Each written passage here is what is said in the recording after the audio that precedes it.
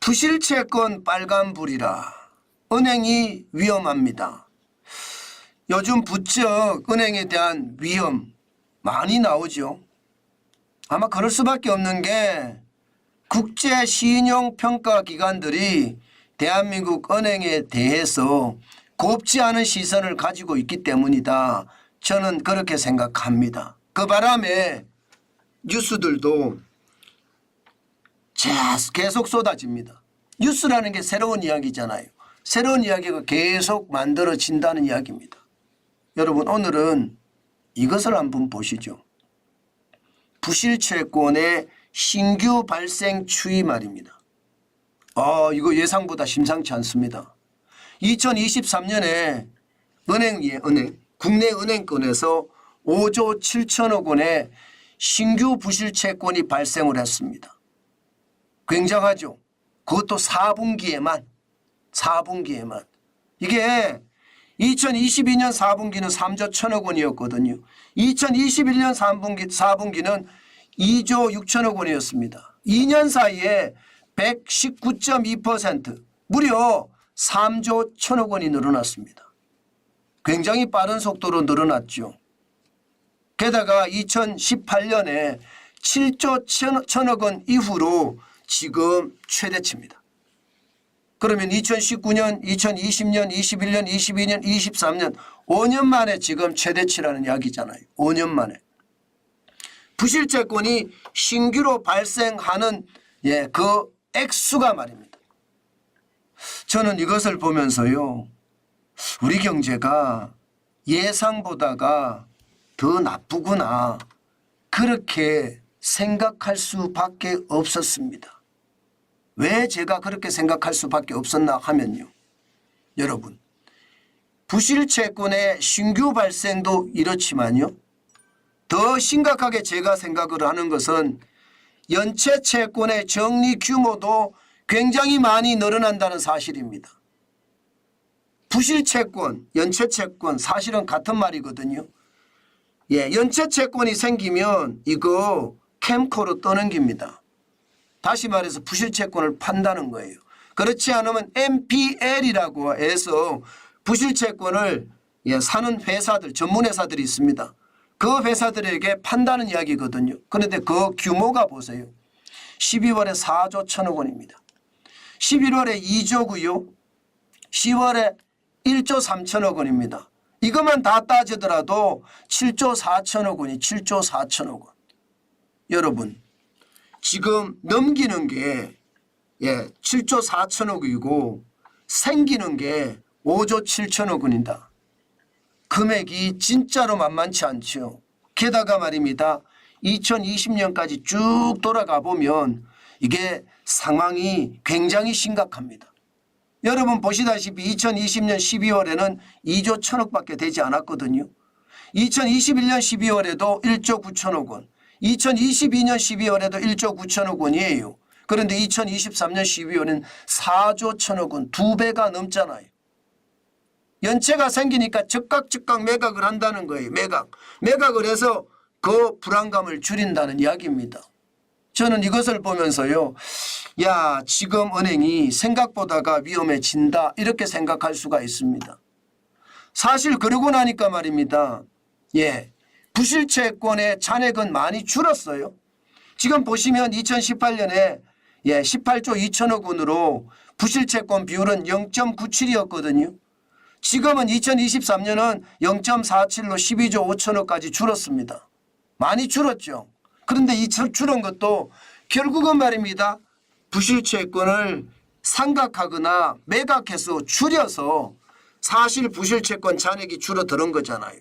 12월에 5조 7천억 원이나 신규로 발생을 했고 부실채권 매각한 것이 4조 1천억까지 되니까 이게 인위적으로 만들어졌다. 저는 이런 생각밖에 안 들거든요.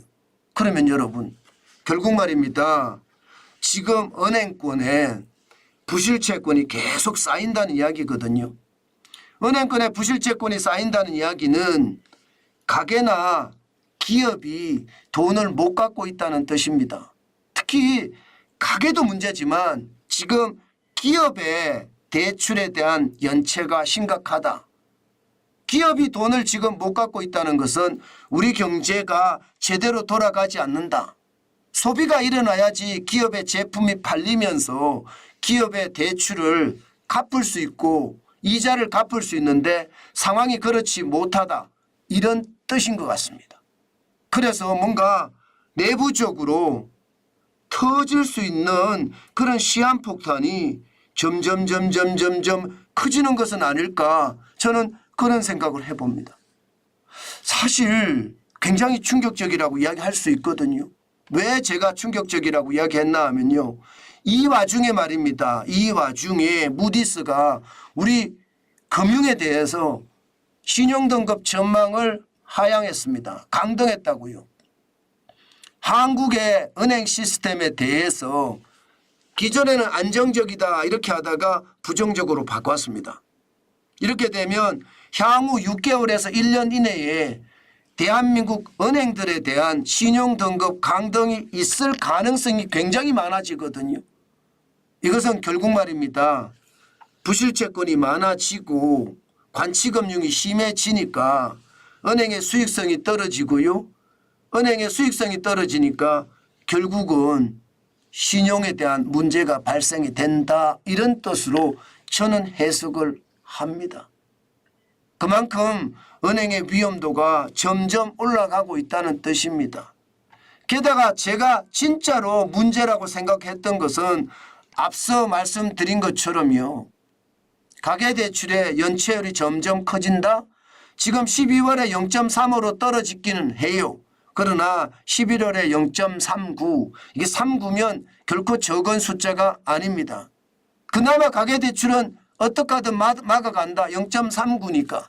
12월에 0.35로 떨어진 것은 여러분 부실채권을 매각 내지는 상각하고 나니까 떨어진 거기 때문에 가짜 착시지표거든요. 그러면 11월을 봐야 되는데 0.39가 결코 낮은 숫자는 아닙니다. 물론 기본적으로 연체율의 경고등이다 하는 숫자는 0.4에서 0.5 사이거든요. 여기가 경고등이고 0.5가 넘으면 위험하다 이야기를 하는데 0.5는 넘지 않았습니다. 그래서 가계대출의 위험도는 조금 낮다 이렇게 볼 수가 있어요. 그러나 지금 기업은 다릅니다. 기업은 12월에 0.41의 연체율을 가지고 있지만 11월에는 0.5입니다. 0.5이라는 건 여러분께 말씀드렸지만 지금 경고등이 켜진 숫자가 0.4에서 0.5 수준인데 0.5이라는 것은 국내 은행이 기업에 대출해 준 것에 대해서는 불안감이 커진다 이렇게 이야기할 수가 있는 겁니다. 지금 만약에 저성장의 깊이가 점점 더 깊어져서 기업이 원금도 못 갚고 이자도 못 갚는 상황이 더 오래 가잖아요. 그러면 진짜로 주구장창 무너질 가능성도 있습니다. 건설업체의 상황도 여전히 나쁘고요. 저는 거기에 대한 경계감 반드시 가져가야 된다고 생각을 합니다. 물론 지금 수출은 조금 좋아지고 있습니다. 내수도 좋아지는 기미가 약간씩은 보여요. 그렇지만 워낙 기업들의 비용이 많이 올라갔습니다. 최저임금에 주 52시간제에 중대재해기업처벌법에 게다가 원재료 가격 상승에 이게 만만치가 않거든요. 이런 상태에서 수출 기업들이 이익을 팍팍 내지 못하고 이게 직원들에게 팍팍 쏘지 못하면 우리 경제는 저성장의 어떤 늪으로 점점 더 빠질 거고요. 그렇게 늪으로 빠졌을 때 과연 은행이 괜찮겠느냐, 저는 그런 생각 오늘도 다시 한번 해봅니다.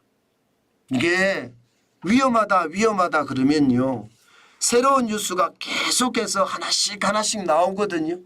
지금 그런 분위기예요. 새로운 뉴스가 하나씩 그렇게 자꾸 나오는 분위기입니다. 그렇기 때문에 여러분들은 반드시 말입니다. 은행도요. 저는 분산 예치하셨으면 좋겠다. 그 말씀 지금도 강조합니다. 지표라는 것은요. 결국 거짓말을 안 하고 현실이 되더라고요.